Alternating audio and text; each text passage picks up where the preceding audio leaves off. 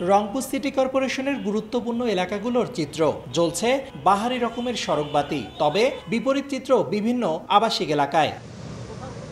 নগরীর ৩৩টি ওয়ার্ডের বেশিরভাগ এলাকার সড়কবাতি নষ্ট। নগরবাসীর অভিযোগ, অন্ধকারের সুযোগে বাড়ছে নানা অপরাধ। এই লাইটটা যে লাগাইছে, এই লাইটটা লাগানোর পর কয়েকদিন পর নষ্ট হয়ে গেছে। রাস্তার সাইডে থেকে চোর গুন্ডে কখনো নামে আসে। তো অ্যাডজাসেন্ট এরিয়াতে মানে কোনো লাইট নাই, অন্ধকার। তারপর আপনি রাস্তাগুলো যদি দেখেন, সেটা তো আরেক ধরনের ভীতিকর অবস্থা। আমরা চাই এই রোডটায় যেন অতি শীঘ্রই লাইটের ব্যবস্থা করা হয়। কর্তৃপক্ষ বলছে, নতুন সড়কবাতি কিনতে টেন্ডার প্রক্রিয়া চলমান রয়েছে। টেন্ডারটা অলরেডি কাজ আদেশ দেওয়া হয়েছে।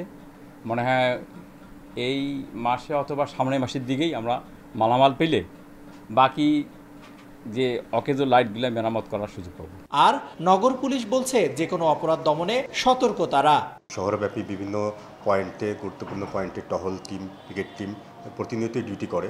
তো এর পাশাপাশি যদি শহরব্যাপী পর্যাপ্ত আলোর ব্যবস্থা থাকে, পর্যাপ্ত সিসি ক্যামেরার ব্যবস্থা থাকে, তাহলে এগুলো আমাদের অনেক সহায়ক ভূমিকা পালন করে। সিটি কর্তৃপক্ষের তথ্য মতে, নগর জুড়ে থাকা ২০,০০০ সড়কবাতির অর্ধেকই অকেজো।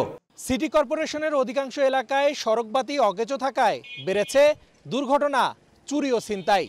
তাই দ্রুত জননিরাপত্তায় সড়কবাতি মেরামতে ব্যবস্থা নেবে কর্তৃপক্ষ, এমনটাই প্রত্যাশা নগরবাসীর।